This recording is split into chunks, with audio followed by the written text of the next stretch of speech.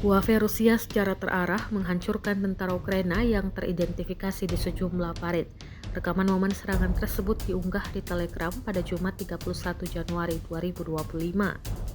Dalam keterangan unggahan disebutkan beginilah cara UAV Rusia menghancurkan secara terarah tentara angkatan bersenjata Ukraina.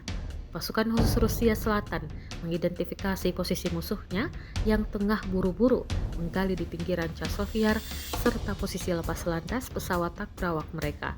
Namun segera proyek pembangunan tentara angkatan bersenjata Ukraina digagalkan oleh serangan UAV Rusia.